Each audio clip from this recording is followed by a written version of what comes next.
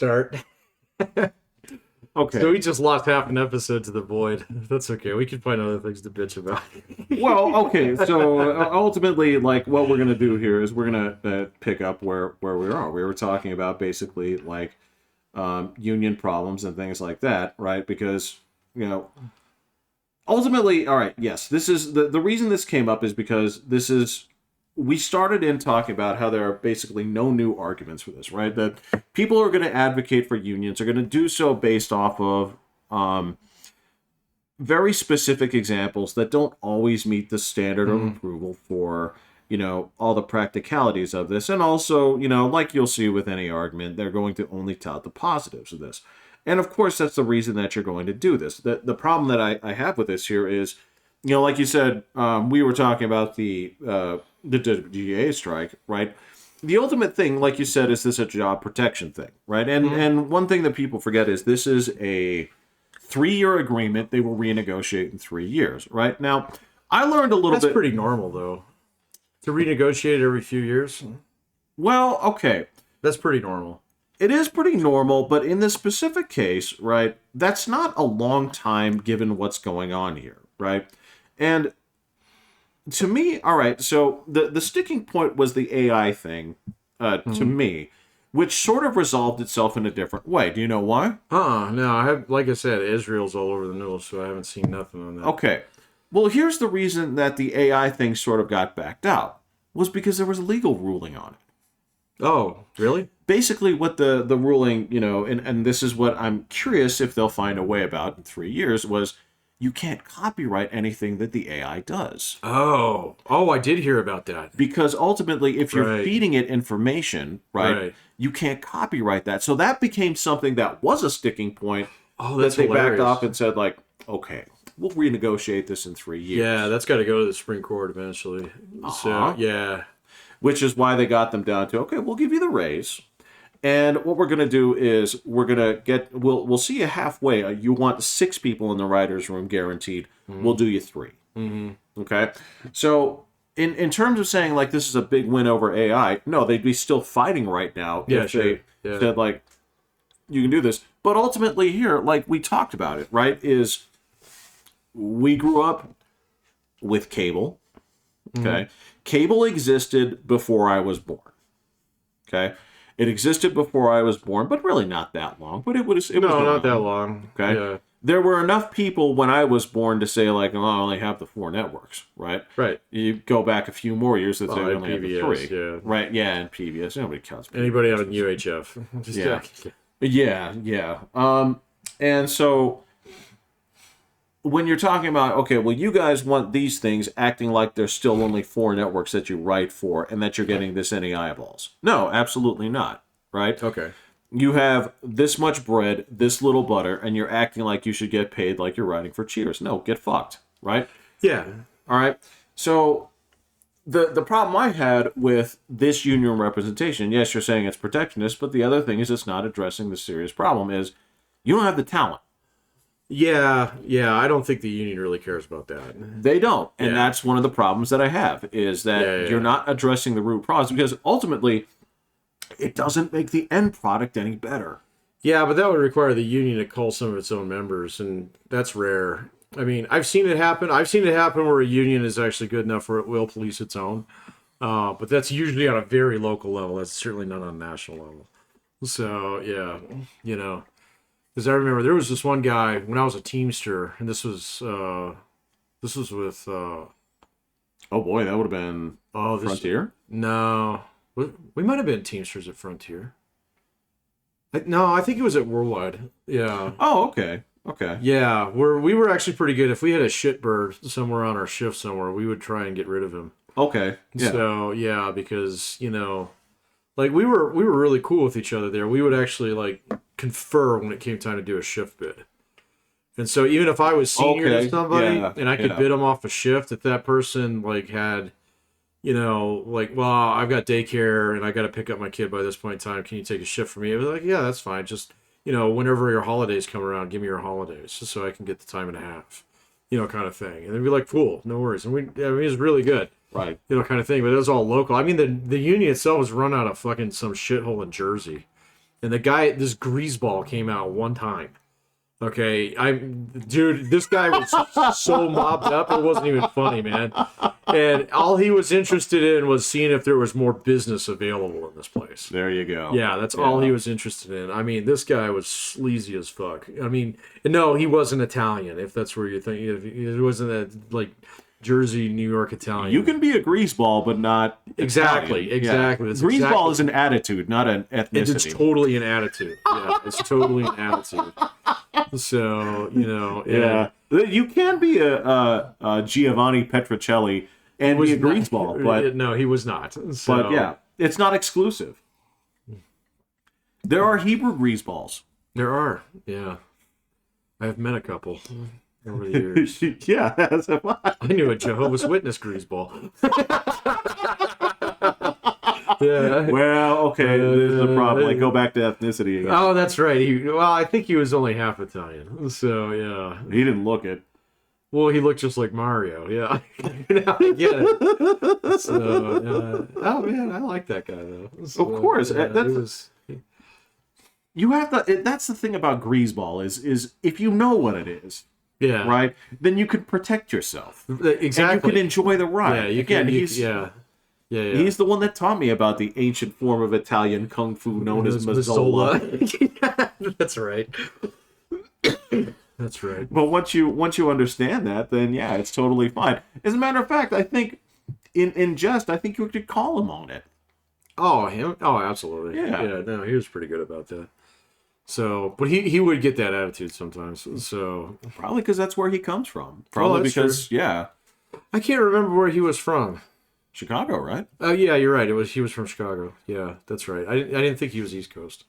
So yeah, you're right. He was from Midway. He was from Midway. Yeah. Yeah. So, but anyway, that was a long time ago. I wonder if he's still alive. Probably. Maybe. It depends on if he had a revelation about diet. I doubt that. Yeah. Then I have my doubts. Right. Yeah. So. Because he doesn't look like he was doing wind sprints and dunking the basketball on the weekends. Yeah, my mom never did that either, though, and she's almost 84. So, I mean, it's not that predictive. Did your mom eat like a Skardowski? Kind of. Yeah. So still kind of does. Yeah, I mean, I've been going through a pantry the last couple of days. She's got a lot of junk food. She's got a lot of junk food in there. So did you get judgy? You're like, mother. No, I was kind of like, I wonder if you're gonna eat this. Oh, okay. All right. So, but anyway, yeah, I mean, I don't know, man. So, like, some unions are a little bit better than others. So, some of them are certainly in good, they do okay by their employees and their membership. Yeah. Especially if they're well led. So, if you've got good local leadership, you can actually do pretty good. But, like, the best places that I've worked at, where management and unions actually got along, it was pretty... You didn't go to the union for help. You went to management in a situation like that, And they would... work it out. They would work it out. Yeah, they would work it out. Yeah. The shitty places that I've worked with unions, those are the ones where you go to shop steward when you have a problem with management. So, because we got to duke this out in the next round of negotiations. So this has to be recorded. This has to be witnessed. Stupid, it has to be, and it forces both sides to kind of like armor up. And it's like when I was manager in the railroad, it was very straightforward. It was like, we had this guy, he was like this probie, and he got fucked by an older union member because that's the way we played the game. So he was still on probation, and so this guy fucked up. So we got to burn somebody. We can't burn the guy who's protected. So yeah. it wasn't even the kid's fault. He just took a bad piece of advice from this old head guy. And it was a genuinely stupid piece of advice. But it resulted in incidents, and so it was like, nope, you're fucking done. He's like, I just did what I was told. And he's like, got it, but hey, man, that's how the game is played here. So you're out, and you're never going to get back in. Time to fucking over-the-road trucking. Bro, you just, on top of that, you just used a as-union term as ever existed. Probie. That is, yeah. You don't hear that shit outside of unions. I don't even think we called it that there. Like everywhere else that I worked, we called it a probie. There we used to be what's known as under your derail. So these are just stupid, like, in industry terms that mean something on the job, but refer to you as being new. We would call them greenhorns too. So, greenhorns, greenhorns. So I wasn't on the roughnecking side, but evidently when you're the new guy, you're the worm. You're the worm. Yep. Okay. But probie is absolutely a union term because of that probationary period. Where you can still get fired, right? I've heard cops and I've heard firefighters use that too. Yep. Yeah. Union actual. Yeah. Oh yeah, most of those guys are unionized too. So. Not the volunteer guys. Not the volunteer guys. Because they get looked down on. Yeah. Right? If you're part of a volunteer service and you come across one of those like New York guys, they don't look the same as you for being a volunteer guy. What is a volunteer firefighter? Yeah. Well, yeah. So I understand that there's like divisions in the firefighter community between people who do structure fires and people who do like forest fires. So my understanding is nobody likes forest fires. Except for people who really do. So, well, you're talking about like the smoke jumpers and stuff. It's like it's not even necessarily like, but it's respect. Exactly. Yeah. It's like I would do that. You're a psycho. You're a fucking psychopath. You go in there with a shovel. You know? And then yeah. What of it? Right. Yeah. But yeah, my understanding is any place where you have to like again, if you're in one of the places where you have a fire department and you respond to the calls as necessary. Nobody likes forest fires. I've heard that obliquely, but I don't really know any firefighters. So here, no. I knew like one or two, like way back when, and it was only tangentially. It was like, "Whoa, you're a firefighter? Nice to meet you." Yeah. No, see, like, and there's more I think there's more cops than there are firefighters. I would imagine. I don't know about that. There's way more fire stations than there are police stations in this town. We only have 3 police stations. We got like a dozen fire stations. So I don't know. Yeah, but I don't know how many, Well, they wouldn't have as many guys on shift each time. Well, yeah, and also, I mean, the equipment's different. I mean, the equipment and what you need for that kind of stuff. So I don't know. I'll bet you we could find it. Actually, I do know someone who worked at the fire department for a long time. She was their head of HR. I should ask her next time. She would know. She would know. And she would know to the number. She would know to the number. Yeah. So yeah, no. Never mind. I do know. So she's just not an actual firefighter. She worked for the fire department. So. Okay. Yeah. She has a way more accurate. I haven't seen her in a little bit, but I've known lots of cops in this town. So I've known lots and lots. That's what I'm saying. That's like I feel like if there were that much of a glut of firefighters. Mm-hmm. They would pop around unless they're so exclusive as like we don't go to these bars. So we go. My understanding is there are like specific firefighter bars. Like Jack Quinn's downtown is a firefighter bar. So yeah, of course. I've seen him there many times. Yeah. So yeah, I've seen him out at the yacht club over here too because they do a firefighter thing once a year. So we're landlocked. I know, but you fucking stuck me with that. It's like Pat, Mr. Upper Middle Class.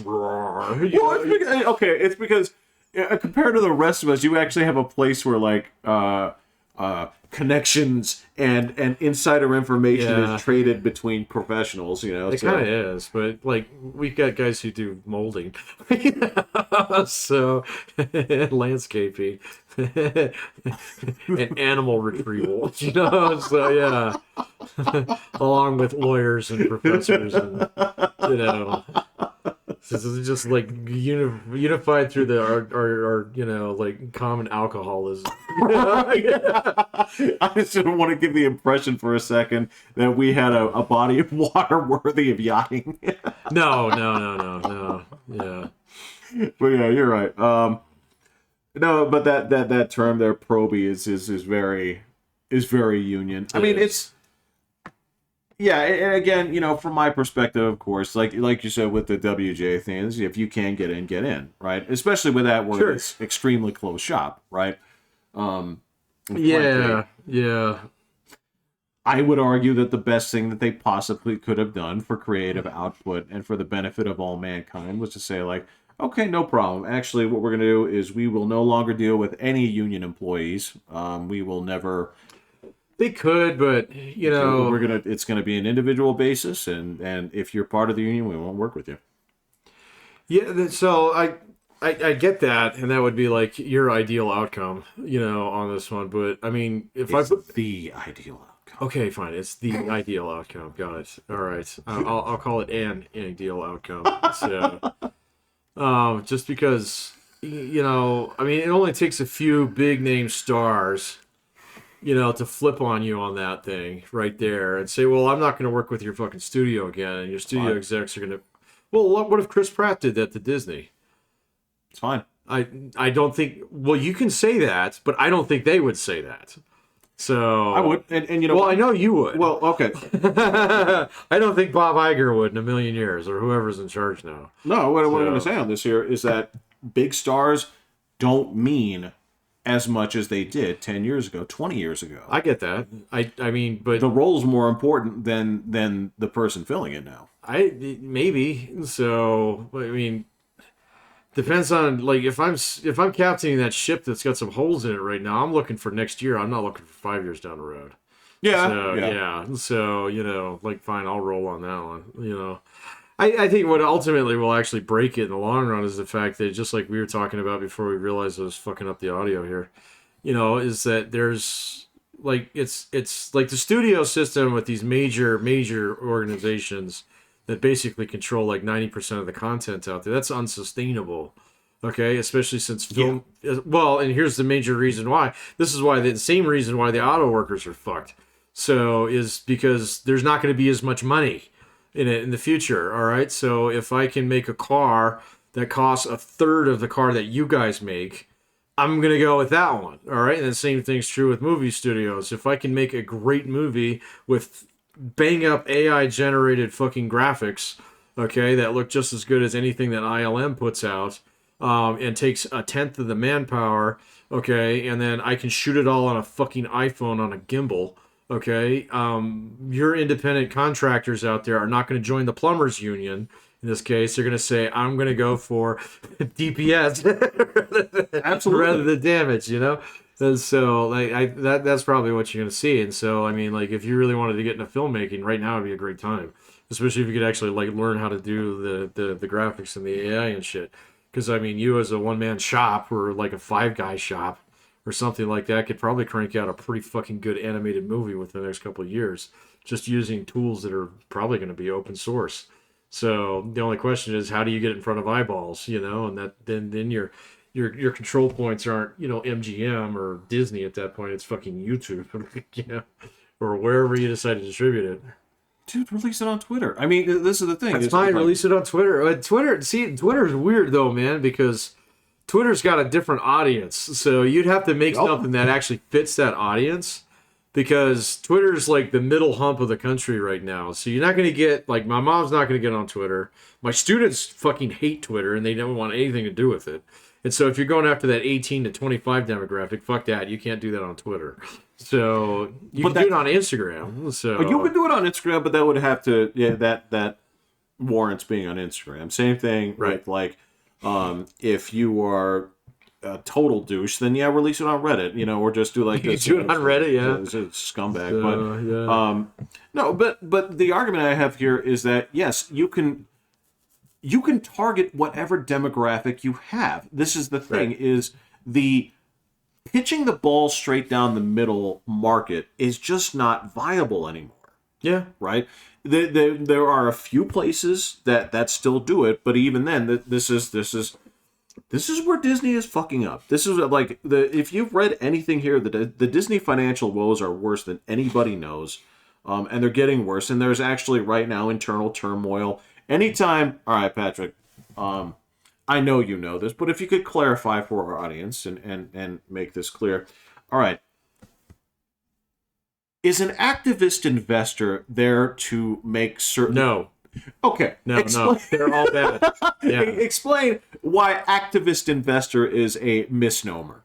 Well, what do people think an activist It's not a investor? misnomer. It's actually true. So, you just have to see what their agenda is. So, like, oftentimes an activist investor will take on, like, the classic Carl Icahn one as an example, where he'll take a look at a big fucking company that he can basically part out. So, and he's doing that in theory to actually drive, more efficiencies within the company. But he's going to set himself up in a way where he wins either way. Okay. And so if the activism part works, great. If the investor part works, great. So, but they don't both have to work. But what I'm driving at here is it's not really about saving the whales. It's not about. It can be. Well, the activism part is usually not what. I mean, well, you could call Elon Musk an activist investor, so he actually does want to go to Mars. Well, so, sure. Yeah. Right. Right. Okay. But that being said, that's not usually what that term means. That term is a pretty way of saying. It's usually a way to topple a company's management. Okay. Yeah. So, yes, there are several assaults on this here. And this is where Disney's fucking up is being one of the few last houses that actually has the ability to pitch the ball down the middle for their audiences.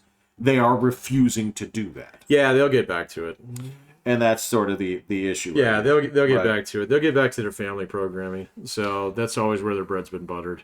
It's the only linchpin between all of their properties. So is the fact that it's something you can do with your kids. So yes. So they'll get back to that, especially when parents start saying, you know what, I'm not showing my kids this fucking shit. Well, they're not. That's exactly. That's why there's that's why your financials are starting to come out fucked up.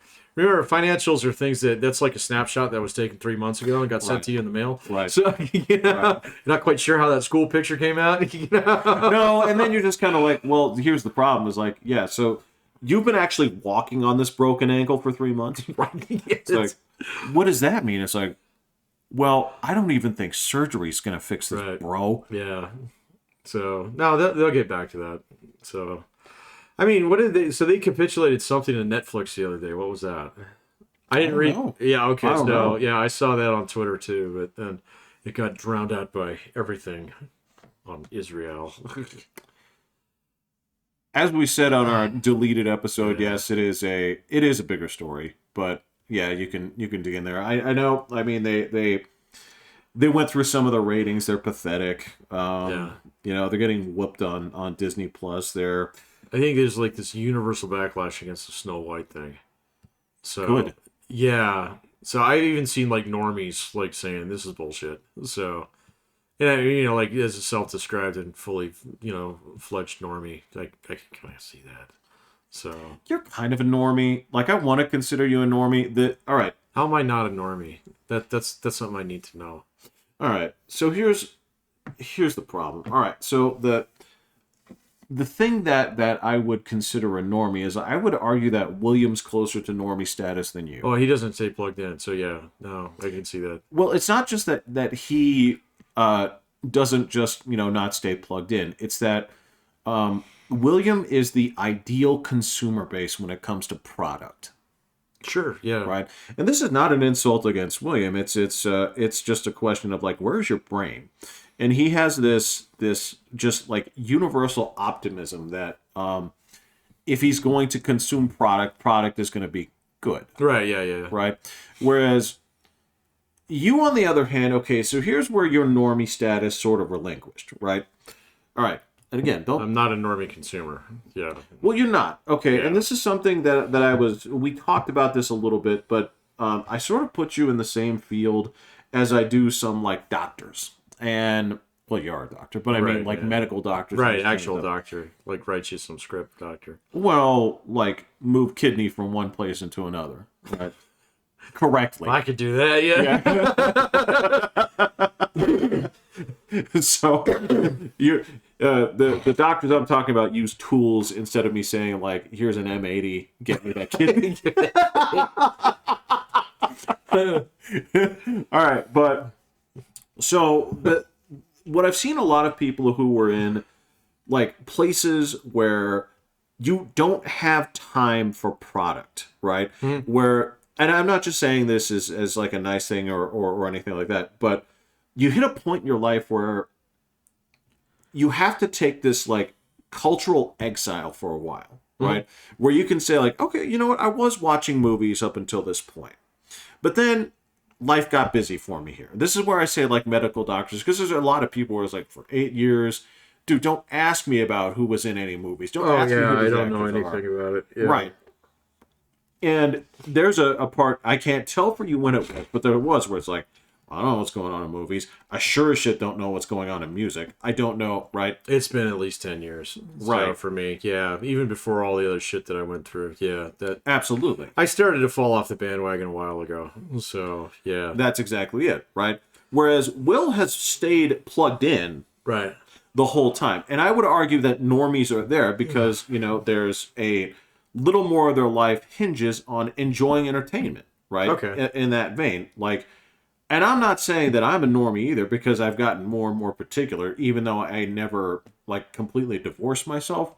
I just drew a line and I said, this kind of material is arrogantly beneath me. And then the real, arrogance and judgment came in, and it should be beneath you as well. I'm going to speak for audiences. Okay. I'm going to do that on Twitter. Yeah. Right. And of course that's my way. Yeah, I wouldn't claim any normiedom in terms of entertainment or culture. So yeah, I wouldn't say that you have full exemption from normie status. You still feel a fucking 1099 normie. I am definitely a 1099 normie. For a lot of other things. There's no like that, but just in terms of what the consumer, what companies want from you, you're not that. No, I'm not in the demographic. So, yeah. But in terms of actual normies in that regard, yeah, there are people that have started to take on to this. So I don't want this. Yeah. I don't, my values do not align with yours. I find this insulting. And the problem here is not just like we're talking about here with we said with the Bud Light thing a while ago, is once you get a person to break ranks with something that is an institution, you don't get them back the minute you change course. No, you don't. It takes years. So if ever. Yeah. Yeah, no, there's a litany of wreckage out there from companies who made bad decisions that pissed off their core customer base. Yes. So Bud Light may very well be one of them, judging by the lack of quality in their football ads right now. So, I haven't even noticed. Yeah, no, there's nothing standout right now. So, I think they're just playing it cool. They say, well, we'll just focus on our franchisees and stuff like that and actually just get product in front of people. Okay, fine. That's a legit strategy. So, it's whatever, I guess sometimes you pivot. If you don't wave the white flag, then you at least sneak off the battlefield. Right. So, yeah. Yeah, you're right. You're right. And, that's the thing I watch here. This is where, again, to me, this is where it ties in with the WGA thing, is you have not solved the problem. Right. Right? You still need to clean house of the people that you are counting on for creative decisions. Yeah, no, I get the ideal, man. So, I just think it's going to take outside forces to actually enforce that. So, just a little innovation. It's an industry that's ripe for innovation. So, so especially as other industries are starting to stagnate a little bit. I've noticed this with tech quite a bit. So tech's interesting, yeah. Tech is very interesting, but I mean, look at what Apple's been doing with their products and Windows has been doing with their products. They're very samey now, and it's just okay, so where's the great innovation, in any form of tech that you see out there, with the exception of AI. But I think AI is one of these things that's going to take people a little while to figure out what it's actually good for. So... And we've had that before. We've had wonderful innovations that ultimately don't lead to something because people couldn't find a practical use for it. Well, either that or at least it's something you don't expect, so, yeah. If it's not actually making your refrigerator smarter or something like that, it's yeah. It orders groceries? Well, wait a minute, Instacart does that, and that's in my pocket. I don't have to, use these 3 buttons on my fridge to do that. Well, that's the other thing is, again, it's like the Pandora model. Your fridge can't determine my intent. Right, yeah, exactly, yeah. Well, you look like you needed more bananas. I'm only eating these to get rid of them. Yeah. I don't want to see them ever again. And I don't waste food. Right? But it can't make that determination. You know what was another really good example is like Garmin or TomTom, where Yeah. you're getting a really good, and everybody's like, oh, it's fucking cool. Then not realize it just gets replaced within 3 years. So because now, oh, wait, my phone does that. My everything thing, does that. And the same thing, yeah, like, or even Netflix, the idea of mailing you DVDs, and that entire business changed down the road. So I don't know, man. Yeah, I think the movie industry is pretty ripe for that. I mean, and so when you see a giant like Disney stumble, it's a good opportunity for other people. And so, well, and this is it's a question of how this is going to turn out, because people think, all right, well, certain things are invincible. All right, well, okay, go ahead and use that example that you just did, where this company said, we're going to mail the DVDs to you, and this place that had blockbusters everywhere were like, you guys are dumb. Nobody wants that. They want to travel to get their movies. They want to look at everything that's on hand. Yeah. And they ate shit for it. There's one left. Yeah, it's just private franchise. And it's a novelty, yeah. Yeah, no, it's kind of a funny thing to go to. So I don't think Disney's gonna suffer that fate. So clearly no, but at the same time, they can absolutely be, look, it's too big. People have thought that people think that Disney is this monolith. They're not. They're not even that. They're big, but they're not that big. And they have been through so many ups and downs. They're the biggest entertainment company in the United States, hands down. Yes, but that also means that they're a drop in the bucket to Microsoft and Apple. Oh, well, everybody's a drop in the bucket compared to them, man.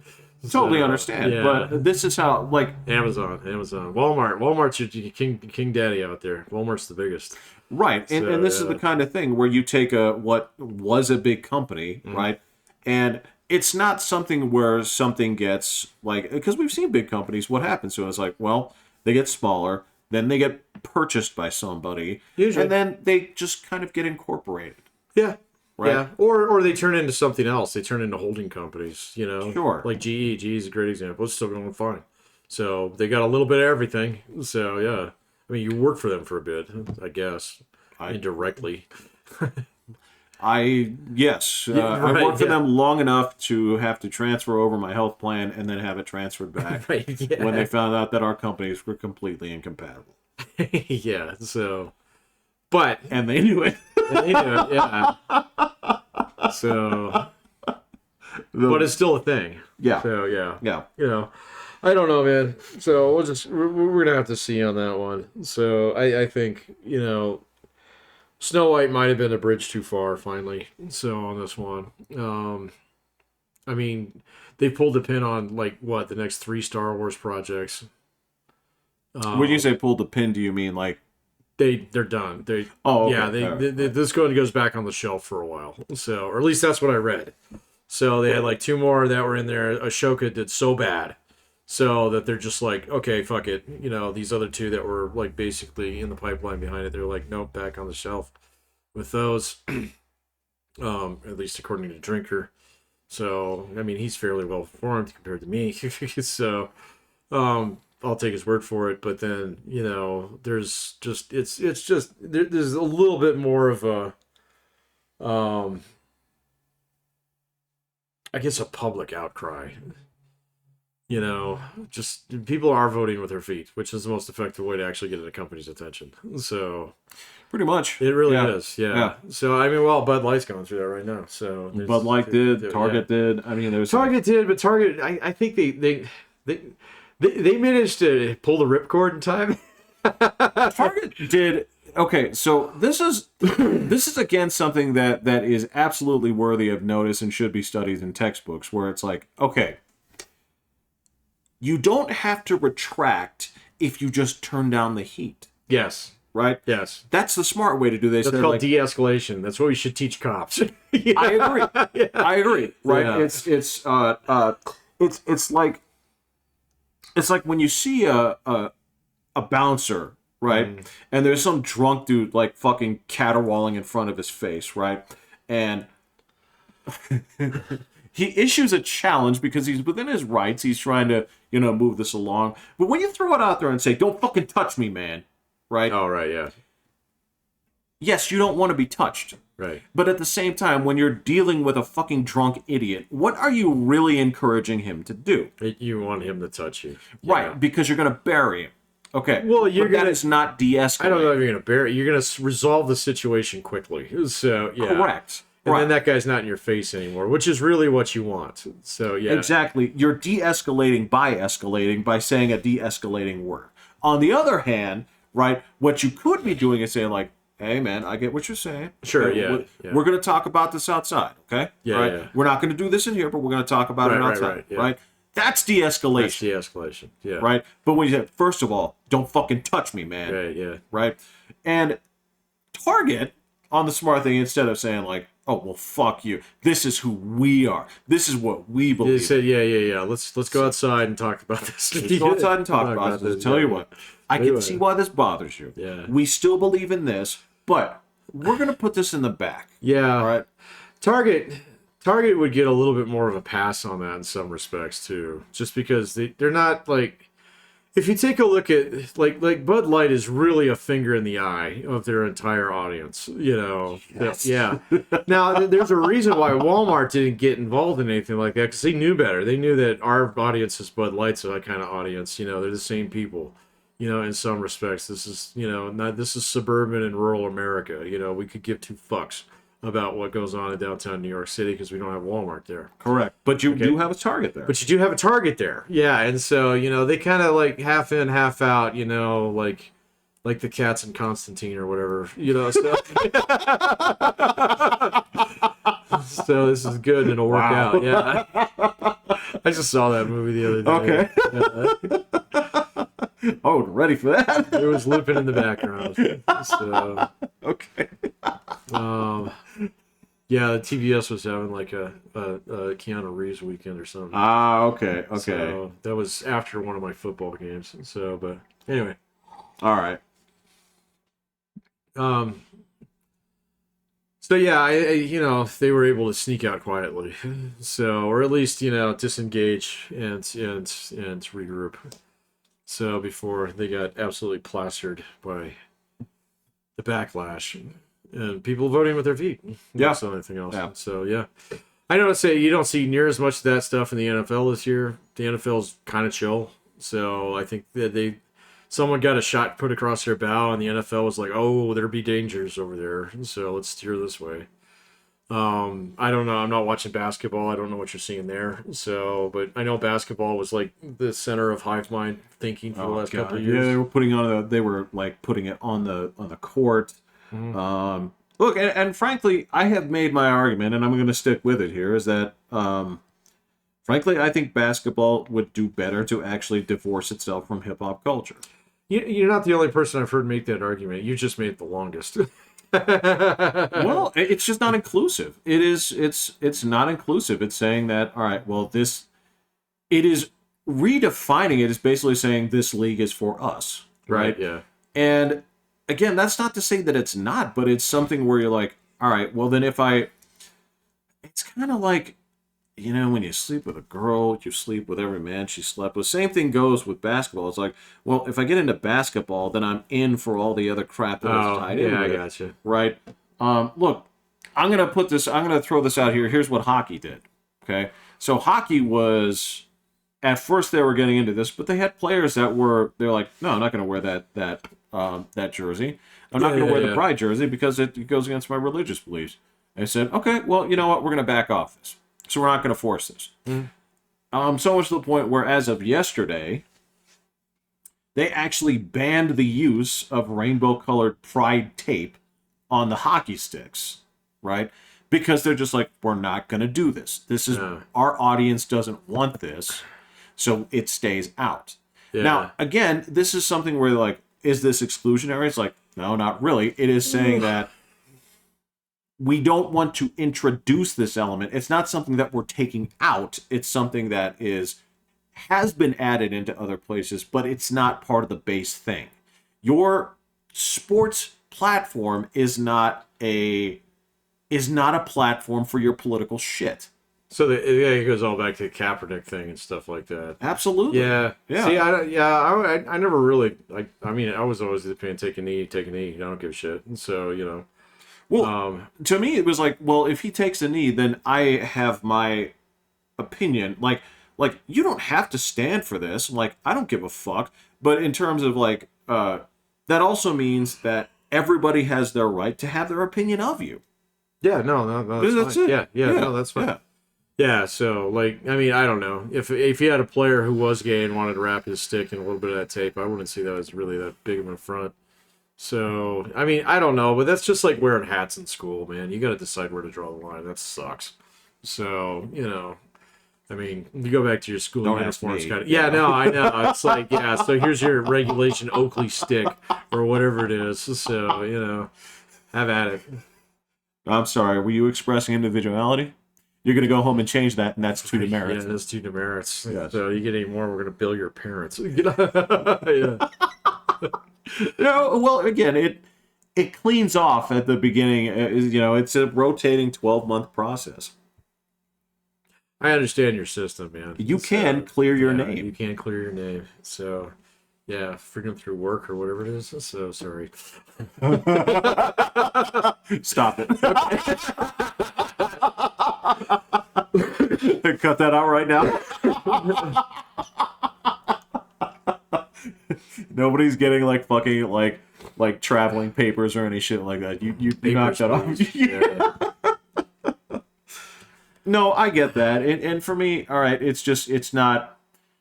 You've always had this very pragmatic thing of like, well, you don't have to change it until it's bad for business. And if there's a chance that that's if it's a business. Well, so, yeah. The NFL, the NHL, NBA, they're all businesses. Yeah, no, I'm not disagreeing with you on that one. Yeah. And, you've also, taken it as like, well, if there's a chance it increases businesses, then by all means do it. Good, more business is good. Yeah. Absolutely. But, then again, there's that part of me that sees like, you don't necessarily. This is the Disney thing all over again. I hate talking about this. The problem I have here is that Nielsen boxes didn't lie. Okay, You could argue the methodology of collecting data. You could sit there and say like, really, this many people were watching fucking Married with Children, or you could sit there and say like, that doesn't seem right. Yeah, sure. Okay. But at least there was a method to it that you could absolutely understand. Streaming, on the other hand, is you have at least 3 different sources where you say like, these are the numbers, right? Well, and that okay. So if I'm the guy in charge of Netflix, that's good business. So that's good business. You don't need to know my fucking say numbers. Anything that you want. Well, no, you can't. So because like if you lie to your investors, they're gonna find out about it. So and then your SE. I guarantee you, if you went on like Netflix's like 10K. That probably breaks down their numbers, but it probably doesn't get specific enough to actually say like, okay, so this would be a good movie to make, kind of thing. But it would definitely show like trends, demographics, and where, like how things have gone year over year, shit like that.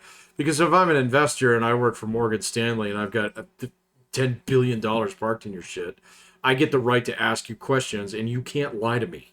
Yeah, what is that meeting called? It's that's a quarterly report. Yeah. No, they're great, man. I mean, if you ever want to learn anything about a business, there's a website out there. It's public access. You go there, you click on it, it'll play the call for you. So, and you'll hear these guys get pounded by these fucking dudes on Wall Street. So, some of them aren't even Wall Street guys. Like if like the California CalPERS is invested in your shit.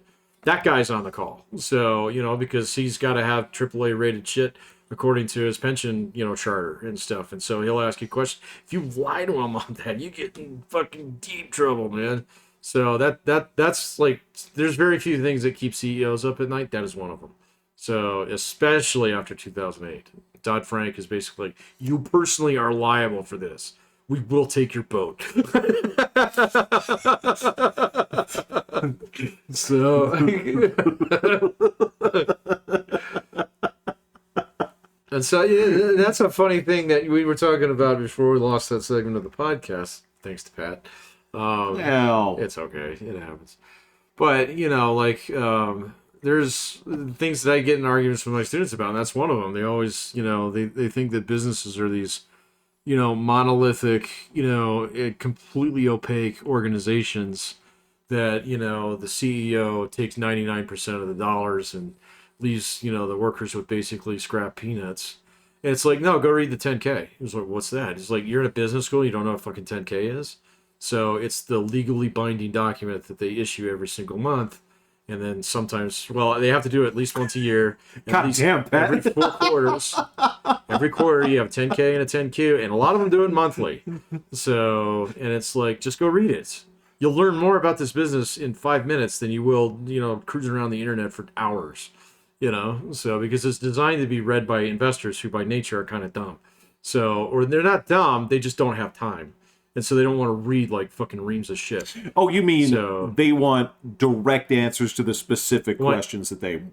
When I say 40-word abstract, I mean 40 fucking word abstract. Yeah. So, yeah. Yeah, that makes sense. It was like, because I don't want to tap dance around what I want to know. I want to know this. You need to tell me this, because you know what fucking questions I'm going to ask. And so I guarantee you investors ask every single time. It's like Netflix, what's your viewership?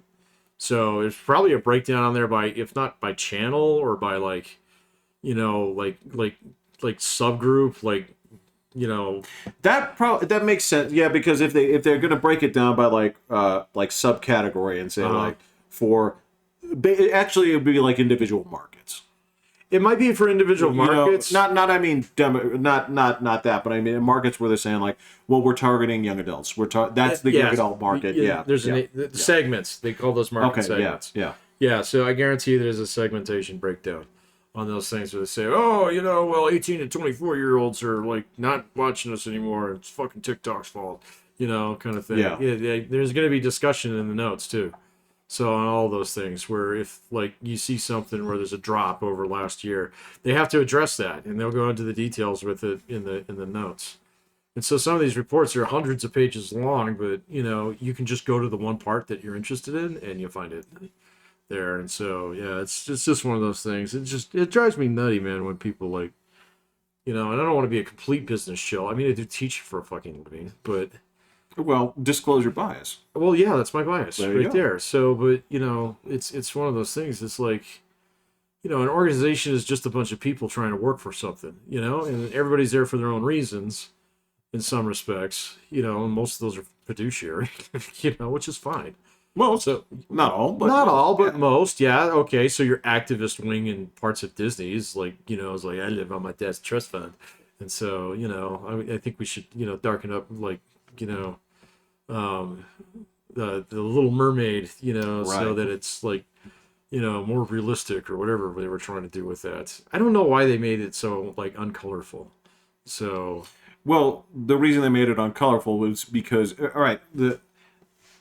you do that because it's a lot, I don't want to say easier, but your CG work doesn't look shitty when it's darker.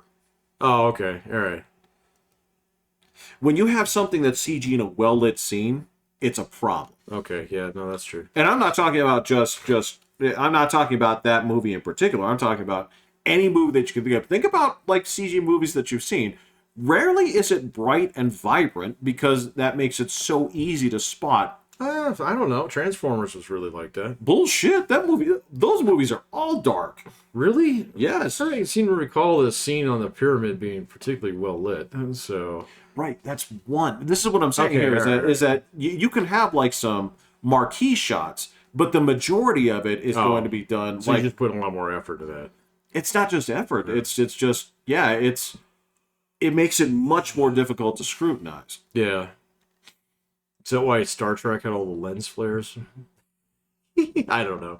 So, but anyway, my point is, you'll have some people in the company, who don't really have their financial interest in mind, and so they're just trying to do something or make a name for themselves, or accumulate some form of power or whatever, But I don't know, man.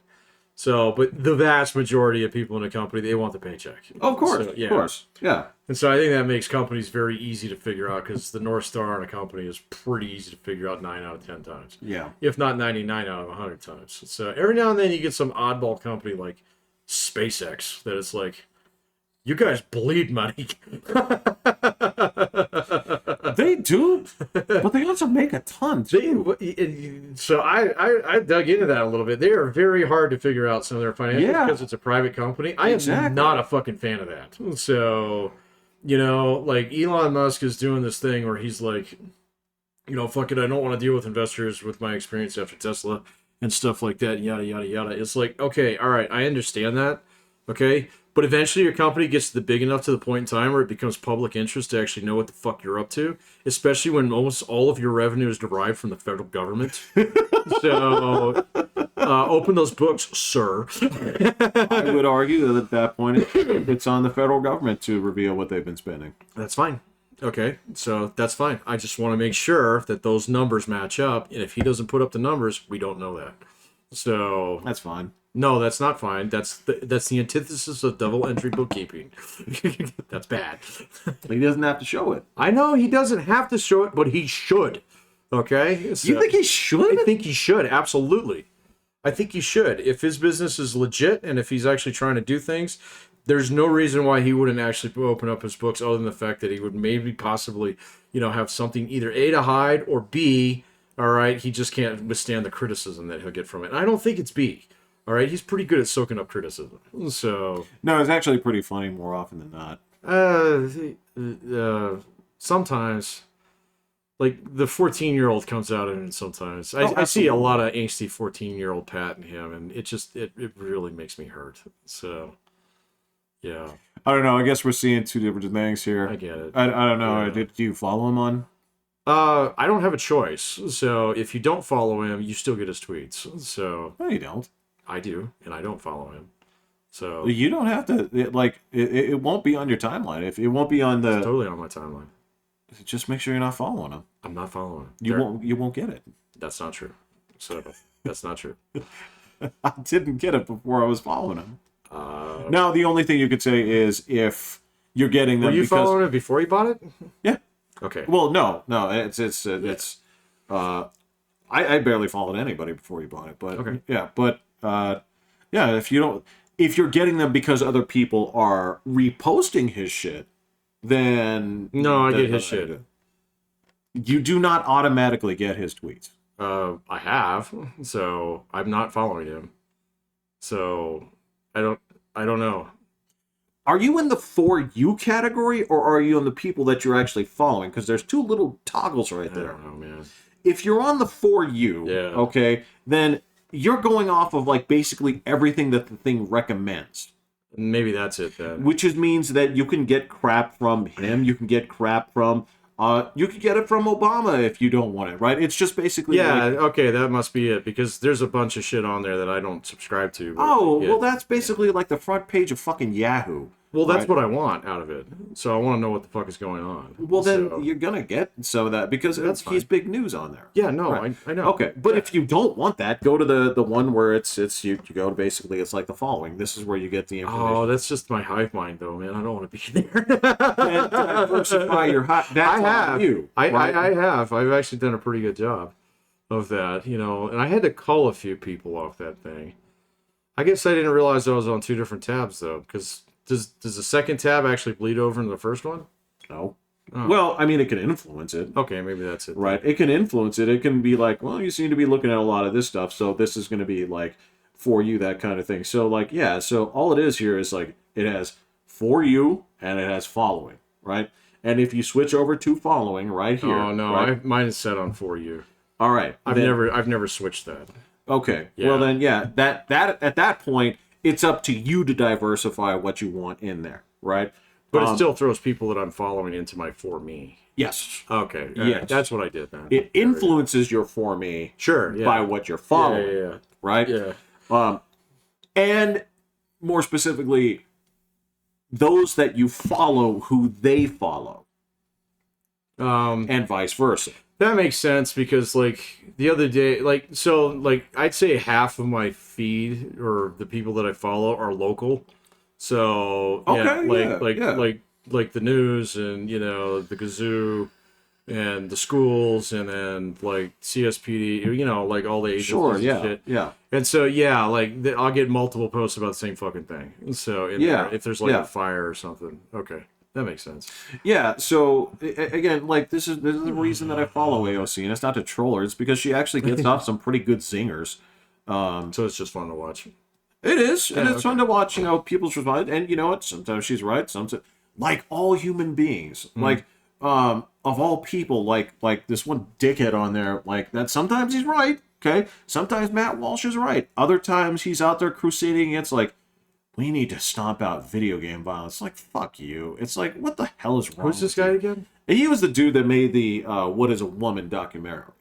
Oh, okay. Right. What's his name again? Matt Walsh. Oh, I know him. He's on fucking Shapiro show all the time. Yeah. So he's associated with Shapiro. Yeah, he is. And sometimes he's right, and other times it's like, dude, stop it's not fucking like Kenneth Copeland in the 700 Club anymore. Like, oh yeah. Dispense yourselves of this. Like, anybody that says like, we need to get rid of this current nannying. Yeah, go on. So, to replace it with a different form of Christian nannying. It's like, is he the Christian guy? He has some. I mean, there are some people on there that espouse that, and some people that don't, right? I thought he was the guy that was all in aliens, but that must be the other dude. So, I don't know about. So Ben Shapiro's got like 4 or 5 lackeys that work for him. So lackeys is right. Well, Jordan Peterson's one of them now. Somehow they all kiss the Ben Shapiro pinky ring. Even though some of them independently may have more power, they seem to see him as the emperor.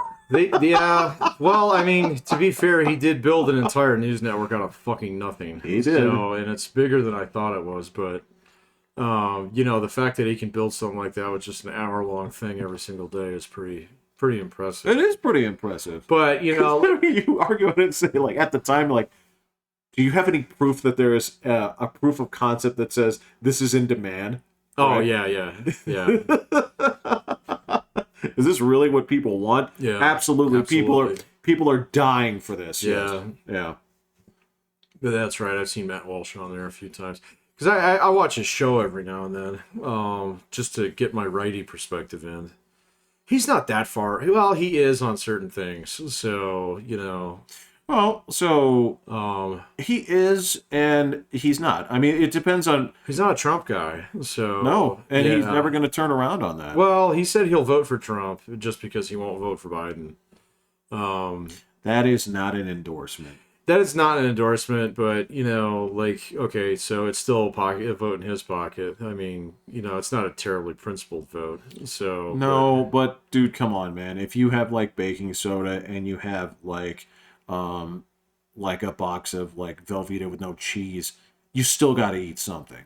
Yeah. That does not mean that you... It doesn't mean you have to vote, though. Those are qualitatively different. Oh, boy. Okay. Now, I agree with that, but there are some... Oh, I know. I catch shit about that, too, man. So, from some of my more lefty relations. So, Elections of consequences. Like, yeah, obviously. Well, I've never voted based upon, like, I didn't want that guy to win. So, I've always been like, I want this person to win. I did. I know you did. I didn't, but I definitely voted for Joe Biden because I thought he was going to do a good job. I will cop to that. So, Patrick, I didn't vote for Donald Trump. I voted against Hillary Clinton. Yeah, I know. I actually voted for Hillary Clinton because she's pretty close to me ideologically. I just think she's a bitch. So, in a choice between those two, I found that Donald Trump was actually the less horrible person. I didn't subscribe to the whole, and I still don't, to subscribe to the whole America First thing. So I'm just not totally on board with that, man. So that's fine. Yeah, I mean, like the World War II nut in me is kind of like, no, we don't want to do that again. So, yeah.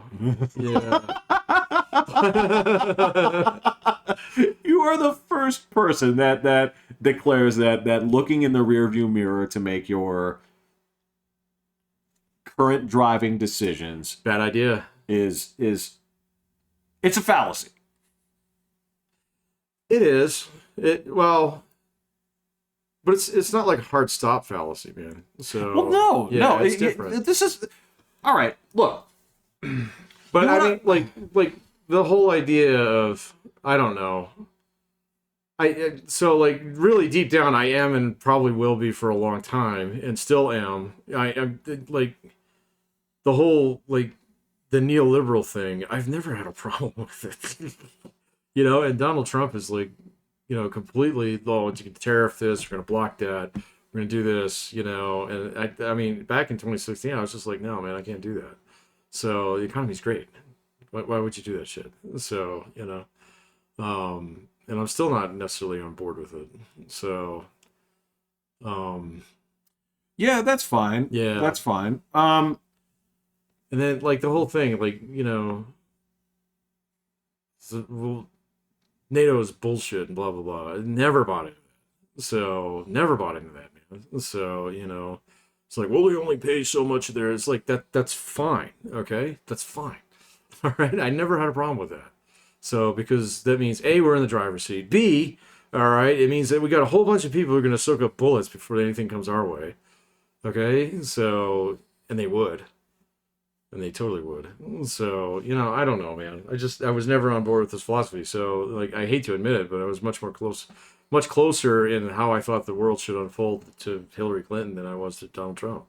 So, I don't ever want to go it alone as America. I think that's a terrible idea. So, yeah, look, and that's a perfectly valid point. Okay. Right? I mean, I guess,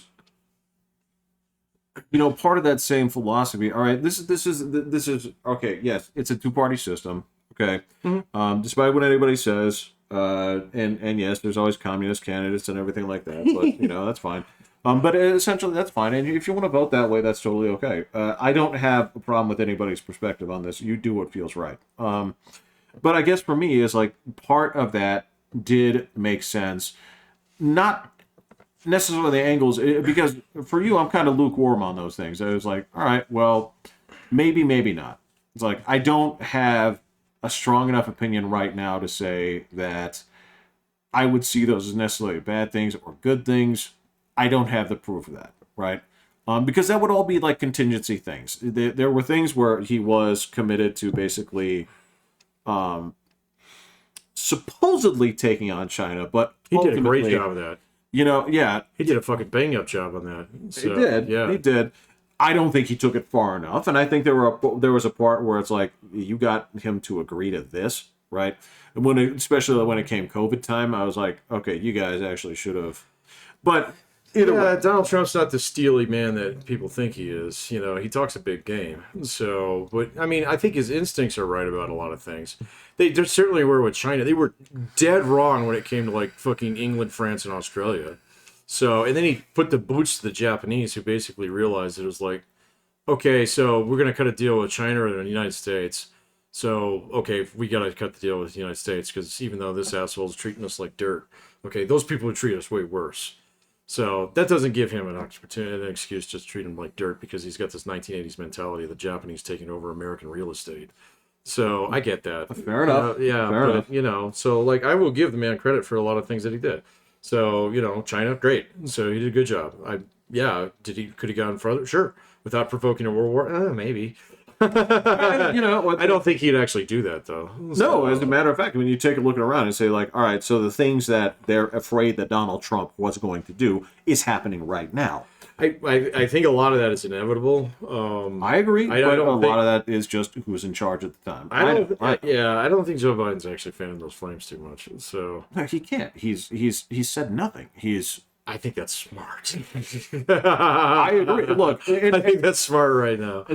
Now, I'm not going to vote for him because I think he's a piece of shit as a human being. So that's a disqualifying factor for me. Well, that's how I made my decision last time around. Is I think Hillary Clinton is a piece of shit as a human being. See, I wasn't sold on that at that point in time. I just didn't like her. So I didn't think she was a piece of shit. So, bro, you don't... Look, okay, so this is the thing. I didn't like her. Well, no, I know that you didn't like her, but I'm going to throw this out here on Front Street, and this is going to be one of the main reasons that, like, I have zero respect for you, and I think that you're a terrible human being. Forget about the emails thing, which I thought was, shady. But I'm like, this is shady in the same sense that everybody does something shady. It's like, sure. You all have something up their sleeve. My problem here is, all right, so you piece of shit human being, right, and the people that you represent have been railroading people for... basically anything involving like any kind of disrespect on women. You are leading the charge of respect all women, believe the victims, blah, blah, blah, blah, blah.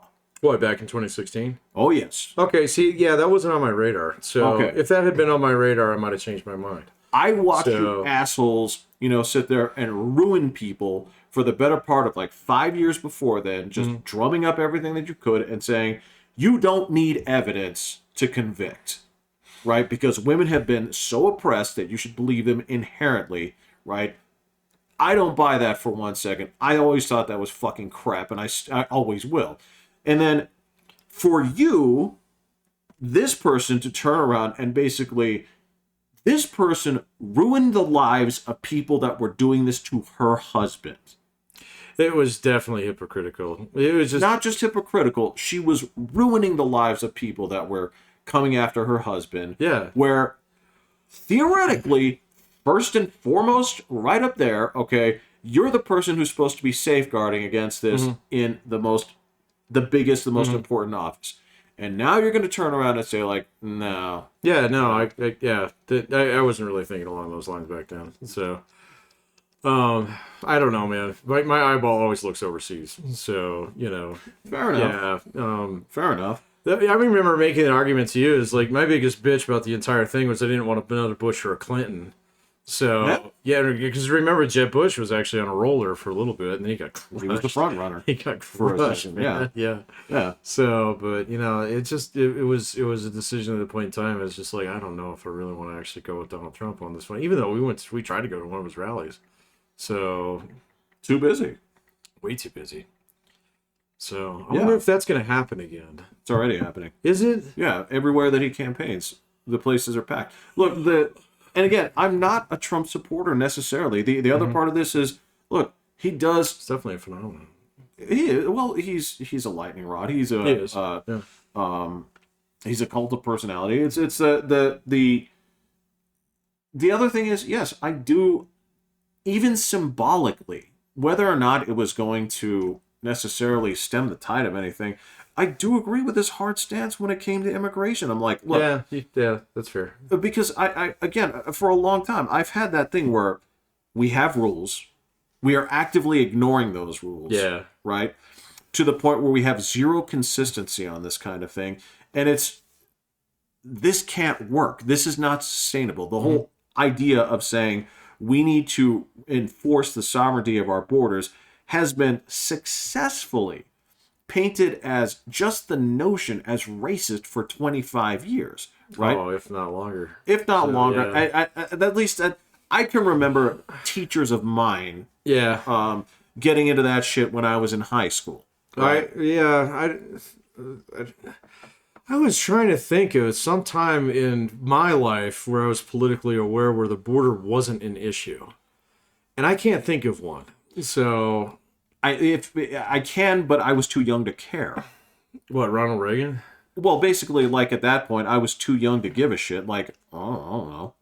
Yeah, but I remember even if it didn't have to do with the Nintendo at that point, I really didn't, give two shits. But I remember even like in 7th grade or 8th grade, whenever we had civics, I remember like having arguments about it in classes back then.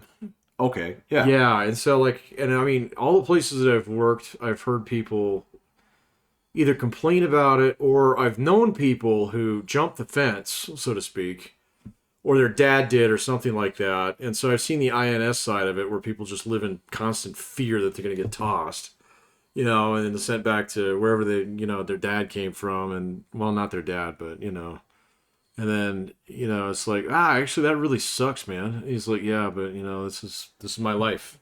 This, like, I'm boxed in a corner here too. So, if I can't go raise my hand because they're going to send me back to a place where I have no money, no family, nothing. How the fuck am I left for a reason? Yeah, exactly. Yeah, I get it. Yeah. I get it. So I don't know when it's ever not been an issue. So I think, I don't know. Quite honestly, there's gonna be like,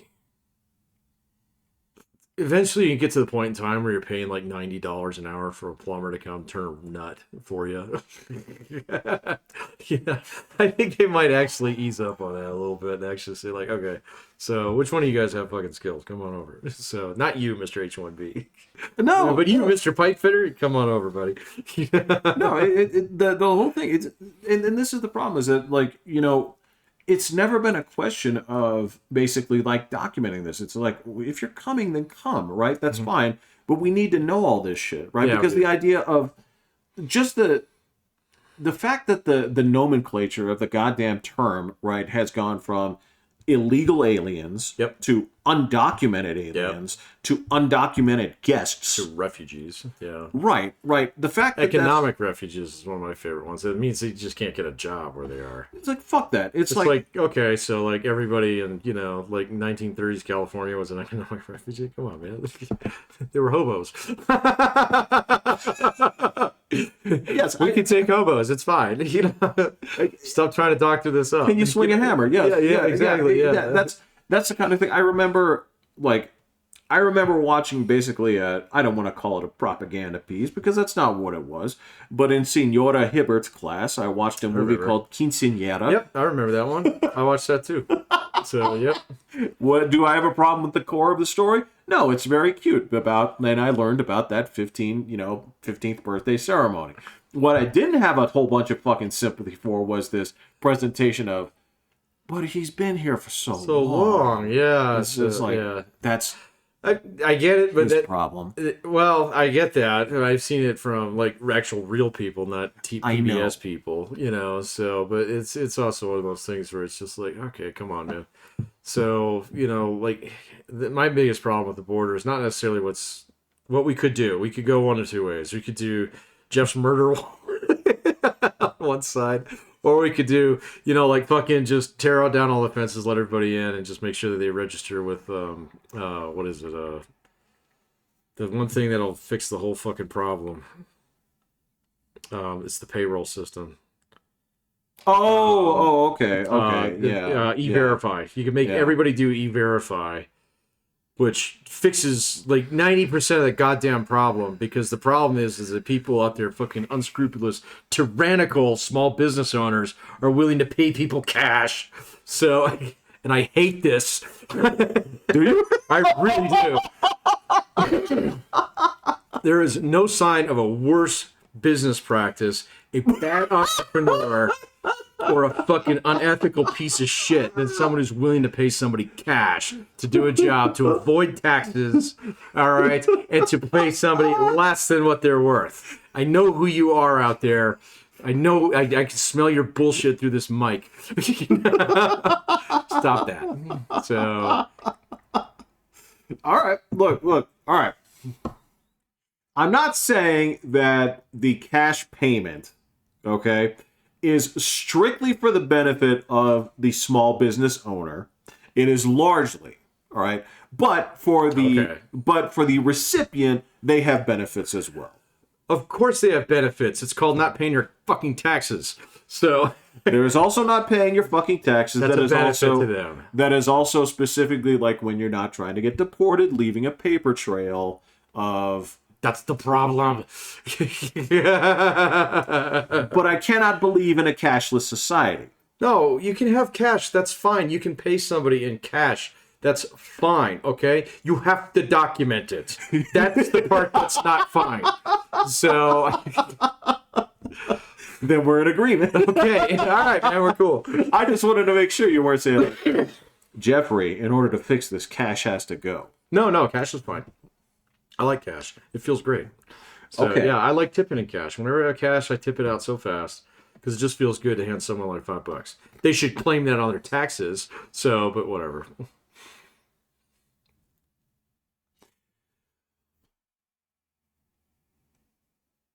Okay, I'm not... Stop trying to cheat my government, Jeff. No, I'm not. No, you're talking to the wrong guy. I know. You and your gulag schools. No. Like somebody trying to cheat on tests, man. Trying to cheat attendance here. Does the question I have for you here is, does the argument still hold up for people in service industries that they're not making enough of a wage, that they have to cheat the tax system in order to make things work? No, you should scorch those companies. So... Because I don't think it's true. I don't think... Look, when we got in there, and if any business is paying you $2.12 an hour... That's sus. Okay? That's sus as fuck. I would have way more sympathy back then, but I don't think they're getting that $2.12 an hour. Probably not. anymore. I really don't think that's the case. No. Not just in the sense of, number one, I don't think a lot of people are okay with it. Number two, I don't think you can actually attract employees that way. Oh, right now? Hell no. Yeah. Yeah, no. So the argument doesn't hold as much water for me as it used to, because I know that we did it. Oh, yeah. I know that waitresses used to get that.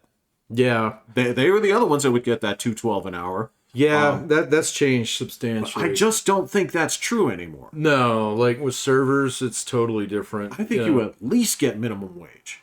Oh, you get usually a lot more than that. In most places, pool tips now, and so it's all recorded. Yeah. And so, yeah, you get taxed on it just like everybody else, so which is fine. But I don't know, man. I'm just not going to cut any small business owner out there who's trying to shave off employment costs by hiring a bunch of undocumented illegal aliens. So there we go. We're going to use the full term, and then use that basically as an excuse to fucking shave off some of his bullshit ass business expenses. So, and force people in a situation where they build a life around a lie. So, like my buddy Mike. So, this is the guy that I'm talking about that told me all this when he was working at Frontier. So, he's undocumented and he's, pulling down a full paycheck with fake papers. So, and it's like, and he's got kids and he's got all this shit set up and everything. He's getting close to retirement and all this stuff. And it's like, man, you would be fucked if they sent you, if they found you. You would be absolutely fucked. Your entire life is built on a lie. That sucks. All right, I get it. You should probably jump the fence and go back and, just renounce it. No, you're not going to do that. Come on. No rational human being would do that.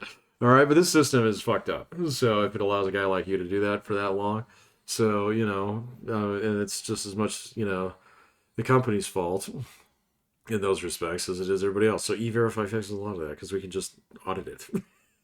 Well, and then, of course, the other side of this, and again, I have no problem with this, was, if you're making the argument, and yes, if you're saying that we need to police this harder, whether this be with a wall, whether this be with my machine guns, whether this be with my, it's all the American side, so I can drone strike whoever I want, right? If I have that... Oh, God, yeah, no, we can't do that, man. Okay, because if the other part of this is, yes, we are trying to keep these elements out, no more fentanyl crosses the southern border. Okay, got it. I don't have a problem with that. Oh, they make the fentanyl here now, man. Fuck. Well, they don't even have to. You get it out of China for nothing. So they don't do that anymore. So yeah, they had to clamp down on that as well. They did. Yeah. So actually, it was the cartels. They started realizing it's like, wait a minute, we can just move production here. So and so they basically cut the CCP out of their own racket. So. The cartels are fat. Why should that have been? Why should they have been in that fucking business in the first place? I know, man. I don't know, man. So, well, I mean, I know exactly what it is. They try and bring in dollars into the country. So, the Chinese have been trying to do that for years because you can't get foreign currency out of the country. So there you go. Yeah, there you go. Or you can't get domestic currency out of the country. So if you bring foreign currency into the country, you can get that out easier. So if you're the person this is a washing machine. I mean it's totally a washing machine. So it might as well have laundromat day money written on it. Yeah. Like fuck you. This doesn't even have the dignity of like 1970s fucking, Sicilian mafia, laundering. Oh, no. This is just uncouth. There are no ties involved in this business. Yeah. So I mean like neckties, Yeah. So yeah, and cufflinks. There's no cufflinks in this business. It's all jumpsuits and gold chains. Yeah. So yeah. Ridiculous. Yeah, no, it's ridiculous. So yeah, I don't have a problem with that in terms of like, yes, we are trying to stop things at the border. Yes, even if this is symbolic, I don't have a problem with this because I want you to know, like, fucking don't do this. Right? I don't want people here at the end of the border being like, dumb white women be like, oh, welcome, blah, blah, blah, blah, blah. It's like, no. You can't be here. That's where the fucking, ghetto fence is, and you stay on that side. Right? Okay. Everybody else will be shot unless they're, walking through the processing center. All right. I don't like the shooting part. So... You go a little far. You're losing me on that. Fine. Yeah. Drones drop grenades from, well above. It's fine. And how about arrest and take back to Mexico? Let me do that one. Give me that one at least. But, I mean, vultures got to eat too. So, I mean, if you just leave carrion out there in the wilderness, they will see, like, human remains, Yeah. And say, like, I don't cross here. Yeah. Okay? I'm not saying that we need to put, severed head on pikes. Okay? Well, why not? Yeah, I mean, it's saying the same thing. So... The little Spanish and English how about signs. the heads of the spike? You can put, like, kids' heads on the spikes. Then they really get the message, right? How about this? Okay. Or you could decapitate them and then leave them out there. Yeah, Okay, fine. Okay, what I will do is, I'll meet you halfway. Okay, I will say, no. There's an area over here that basically you take that recessed border and you divide it in half. Okay, and that half area you're going to go out there and try to arrest. Okay, but basically, if you cross that midway point, you have to take this as essentially like an assassination on the president. If you get past here, I don't want anybody you're seen as hostile. Yeah, no. Like, hostile combatants have to be uniformed. So, The uniforms. What? So, whatever hand-me-down clothes they got up, like that you gave to fucking Goodwill 5 years ago. Yes. So they wear NSYNC shirts and shit like that. So 5 years ago, you said. Oh yeah, that's right. Like 25 years ago. There we go, man. So, yeah. Oh man, you just painted a target on us. Oh, that's true. Just talking about fucking wearing like Alf shirts and Rude Dog and. So where'd you get a peanut shirt? Yeah. So they're like Rude Dog in the dweeb shirt, right? And, fucking. Like what were the old surf shirts? The Billabong or whatever. There you go. They're wearing like the Big Johnson shirts. Oh, there you go. The Big Johnson shirts. There you go. So that counts as an enemy combatant now, man. So. All right. This is okay. So we did pretty good for our makeup. Oh yeah. Yeah, for our makeup screw up here. Unless you have any further thoughts here. No, man. Okay. I'm not a fan of your murder wall, but no. Again, you try and arrest in the first section, but if they breach the inner core, you got to treat it like a hostile. No. I want a wall that has no murder involved in it. I'll meet you there. So no murder. You have to have the possibility. Like, look, that has to be on the table without trial. No. So no.